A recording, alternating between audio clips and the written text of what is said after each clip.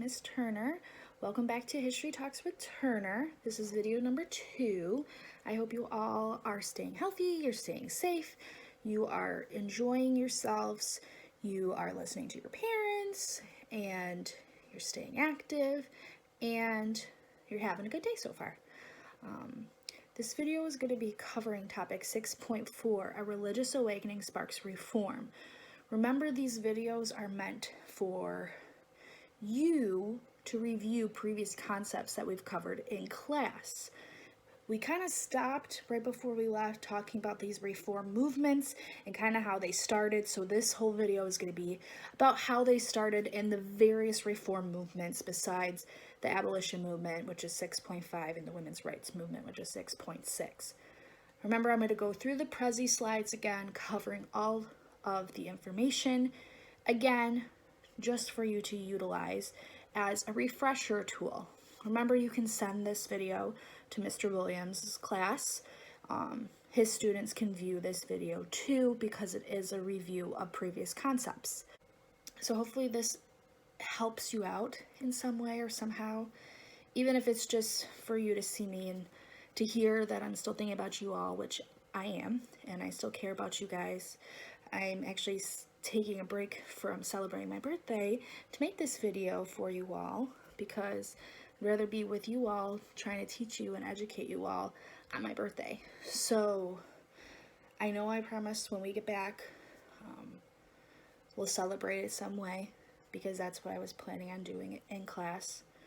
And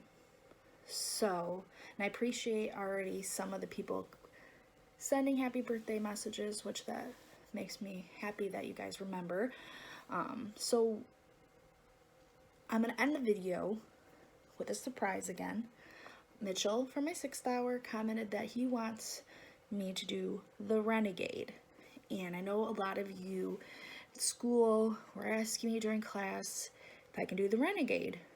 Some of you were teaching me how to do it because it's challenging for someone older. Especially because how fast it goes. The song, I think, I can do it without the song, but with the song it goes so fast. So I was practicing during the time off because Mitchell commented on the last video asking if I could do the Renegade. So make sure you're staying tuned to the end of the video because that will happen. I will do the Renegade at the end. Make sure if you do want a shout out at the end of next week's video, comment your name and your hour, or just say, Miss Turner, I want a shout out. Because I do want to do shout outs at the end, especially because it's been a while since we've interacted with each other. So if you want a shout out, I will give you a shout out. If not, I'll do personal shout outs for each of my hours, and I'll end the video with a positive message because again, I'm all about positive vibes and I'm sending them to you right now. So we're in the Prezi slide. If you don't remember where this Prezi presentation is, you can go to our Weebly Topics Error Form and it's right there for you. 6.4 is the first couple of slides. And again, these are to cover the various reform movements. Remember, during this time in the 1800s, all the way up to the end of the 1800s, people started realizing that there are some aspects of our society that are not perfect or are not fair, and they're going to work towards changing those things in society to make them better. Okay, so before we dive in with the different reform movements, I want to start off with the definition of social reform because you need to know what this definition is before I start talking about these various reform movements. So the definition of social reform is an organized attempt to improve what is unjust or imperfect in our society. And the impulse for these reform movements during the 1800s were people wanting to cure the nation's ills or their flaws. And these reform movements had both political and religious roots, which you see pictured here. You see a tree in the background, you see the roots, there's a political side, the other side is religious. The political roots go back to the ideals of liberty or freedom and equality, which those beliefs were heavily emphasized in the Declaration of Independence. The religious reform involved new teachings about salvation. And if you don't remember what the definition of salvation means, it means deliverance from the penalty of sin.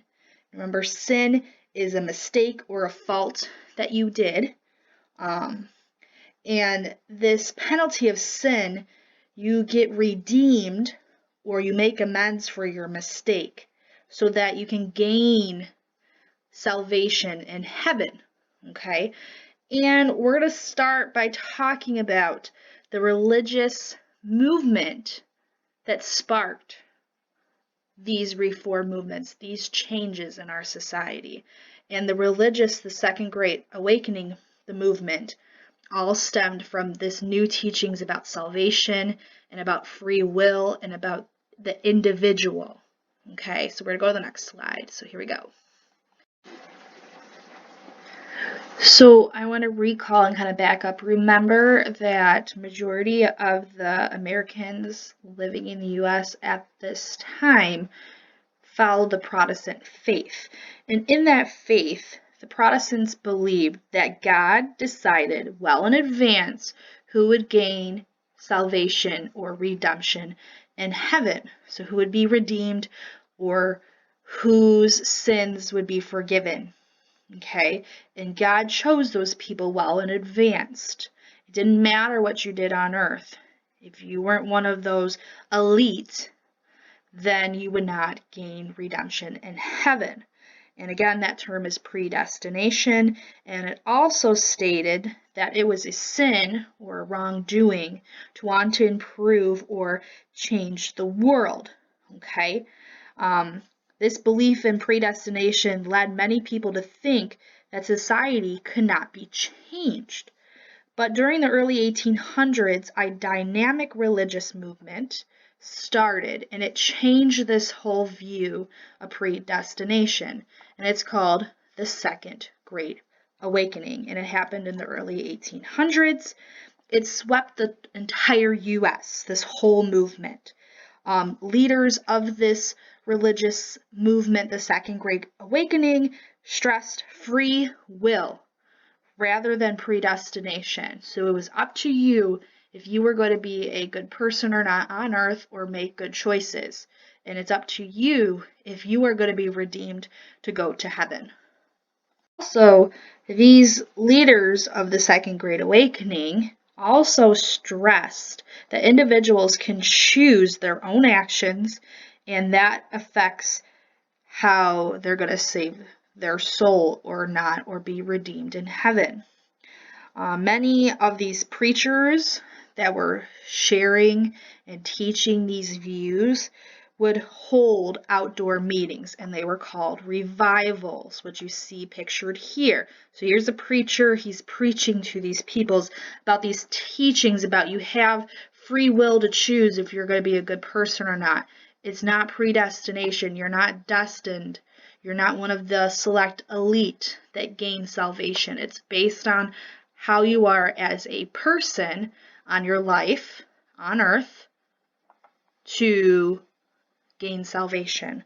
And these revivals stirred various religious feelings, and many people started to follow these preachers, and they started to change their views. Most of these revivals lasted for days. They attracted a ton of people. It's kind of like a party. Many people vowed to change their lives to these beliefs. One of the biggest leaders during the Second Great Awakening that you should know about is a minister named Charles Gradson Finney. He was a great speaker. He wrote many articles giving tips to be an effective preacher during this whole Second Great Awakening. He also taught that individual salvation was the first step towards improving our society. So making sure that you take responsibility. You're not one of the select few. You need to take responsibility of your actions, and that's going to help us improve society. He also told his followers that the goal of this whole movement was the complete reformation of the whole world. And this whole Second Great Awakening sparked all these different reform movements to change what is not fair or not perfect in our society. And the Second Great Awakening, again, encouraged the growing spark or spirit of reform. I'm going to go back a slide and I want to talk about the political side one more time before I move on to one of the first reform movements besides the Second Great Awakening. I kind of just want to show you the political side of these people changing their minds about how society is and how we need to improve it. So here we go. So here's the political ideals again. Remember about liberty, freedom, or equality.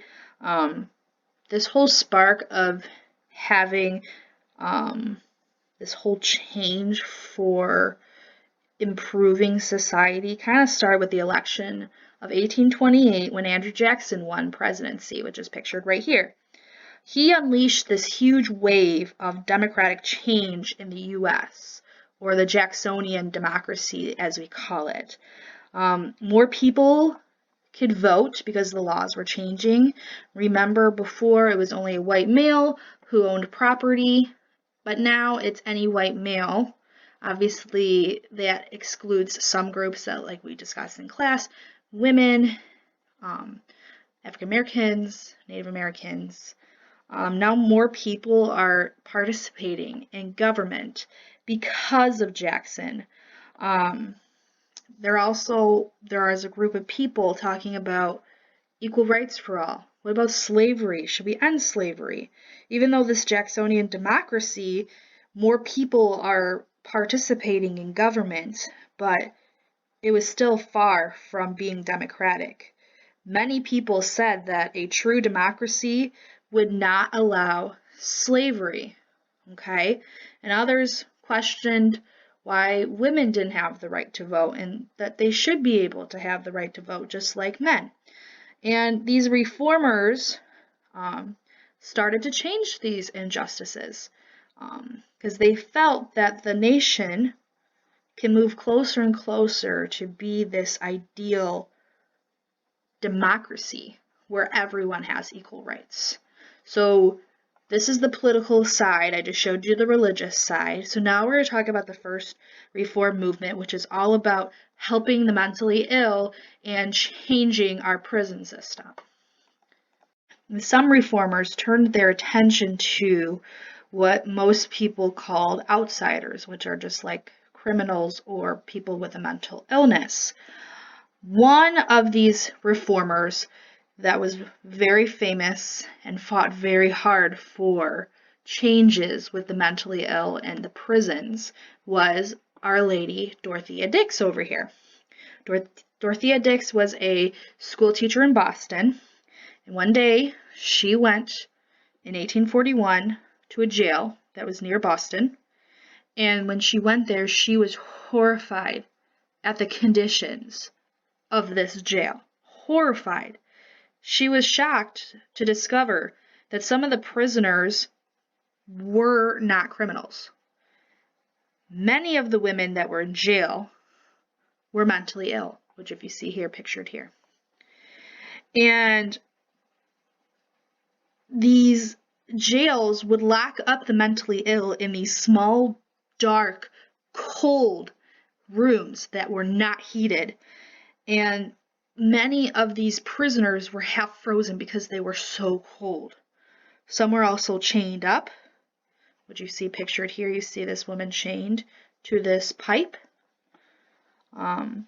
Dorothea Dix, she realized that she needs to voice her opinions on this.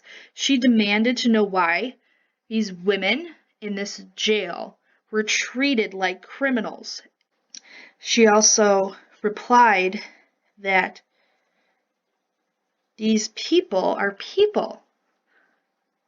They should not be in jail because they have a mental illness. The jailer replied that these lunatics, in quotation marks, did not feel the cold, were criminals, They needed to be in here. So from that experience in 1841 changed her life forever, and she vowed to change the prisons and to help the mentally ill. So during the next 18 months after her first visit at that jail near Boston, Dorothea Dix visited every jail, poorhouse where the poor were living, hospitals in Massachusetts. And she wrote to the state legislator about how horrible the conditions were there. Finally, after she was demanding and advocating and writing letters, the legislators agreed to fund a new mental hospital, which is pictured here, for example. She then went on to inspect jails in states all over the U.S.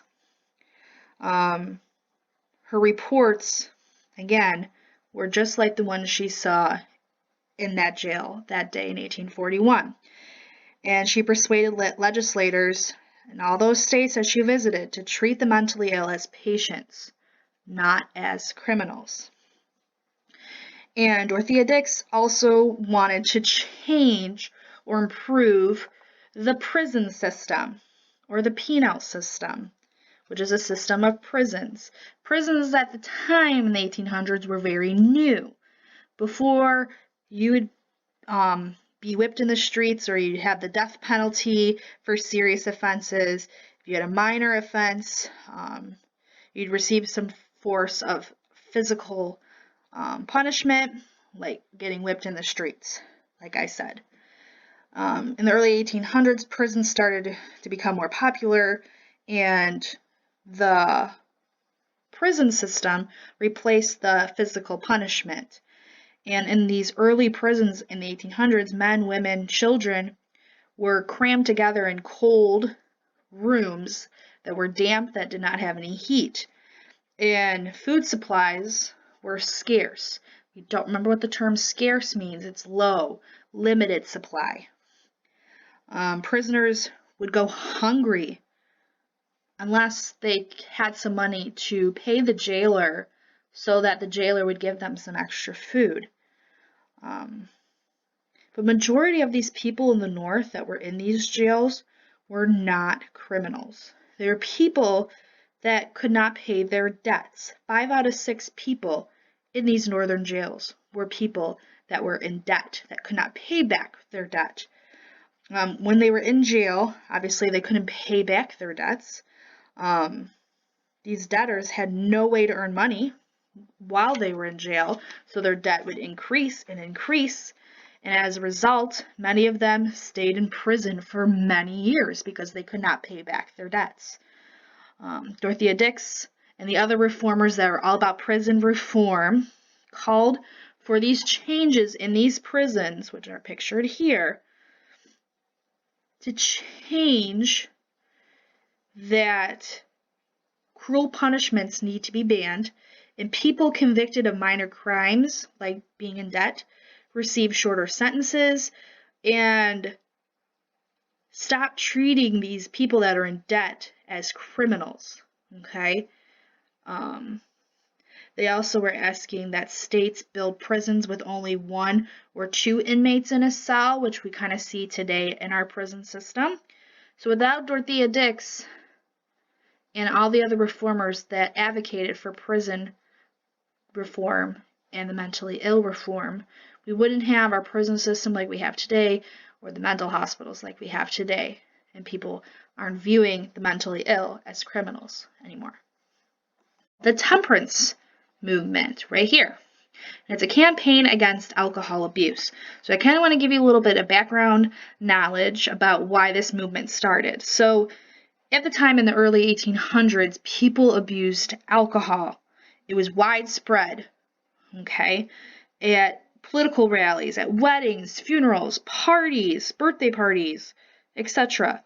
Men, women, and sometimes children would drink heavily.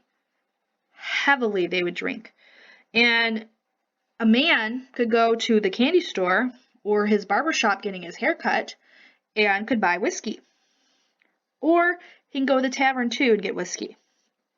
So during the late 1820s, these reformers created and began the temperance movement because they realized how many people are abusing alcohol and how it's affecting our society. Many women often took leading roles during this campaign. They, again, were against alcohol abuse. These women called it the demon rum because this rum could lead men to abusing their wives, abusing their children, and some women blamed this demon rum for breaking up families. Some of these reformers wanted people to drink less, and some people just wanted to get rid of alcohol completely. And some of those people that wanted to get rid of alcohol completely won a major victory in the 1850s because Maine banned the sale of alcohol. And 8 other states followed that, which was called the Maine Laws. Although most states later repealed or got rid of those laws, the temperance reformers pressed on, and they didn't give up that campaign and fight against alcohol abuse. So you see people dumping alcohol into the sewers. You see this poster, drinking leads to neglect of duty. Their morals are changed, increase in crime. They created those posters to show the negative sides of alcohol abuse. So the last reform movement that I'm going to be talking about today is the public education reform or the improvement of education. So before this whole movement started, I kind of want to show you what education was like before this whole public education reform movement started. So before the 1820s, very few children attended school. And we had this conversation, and I asked this question in class, and you guys got it all right, which that made me happy, was why were not many kids going to school? Why were there only a few kids going to school? And you guys came up with the answer that A, they're working on the farm to help out their family, which true, and B, many children, especially in the north, were working in the factories at that time, which that's right. So that's why not many children attended school. Schools were often and most likely rare in cities, and if there was a school, they were run down. And the teachers there were poorly trained because there wasn't a college that teachers could go and educate themselves to become a good teacher. And all these kids were crowded into one room, no matter the age. So these teachers were experiencing kids in kindergarten all the way up. So they had to learn and manage and teach all these various kids who are at different levels. So you see here, the state of New York is the one that leads this whole reform for public education and improving it. So in the 1820s, New York ordered every single town in that state to build a grade school, which you see, like this is kind of an example. And before long after, New York required every city and town to build a grade school for these kids. Other northern states required their towns and cities to build grade schools too. And because of New York sparking all these grade schools to be built and the northern states following their lead, this man in Massachusetts, which is pictured right here, Horace Mann, he leads the fight for better schools for the children. Horace Mann, he became head of the State Board of Education in 1837. He demanded that legislators provide more money for education, which is right here. He wanted teachers to have better pay, new schools to be built and extend the school year, and to give teachers again better pay. The state also opened 3 colleges to train these teachers so that they are qualified to teach these kids. Reformers during this time that were like Horace Mann urged their legislators in their own states to follow the lead of Massachusetts and New York. And in the 1850s, most northern states set up free tax-supported elementary schools. Obviously, schools in the South improved more slowly because they were mainly focused on the farming and the plantations to grow cotton, but they did improve slowly than what they did before, so they were improving, but at a slower rate than the North. But in both the North and the South, schooling usually ended in 8th grade. There were a few public high schools, but not many. Now I kind of want to talk about the education for African Americans, which you see right here. In most areas, African Americans had little opportunities to attend school and get an education. Few cities in the North, for example, like New York City or Boston, set up separate schools for the African Americans. These schools received less money than the other schools. There were some attempts to educate African Americans, and many people were not okay with that. Also, obviously in the South, the enslaved African Americans did not get an education because it was against the law to teach them how to read or write. Now I want to end this whole review talking about meeting special needs with this whole public education reform movement.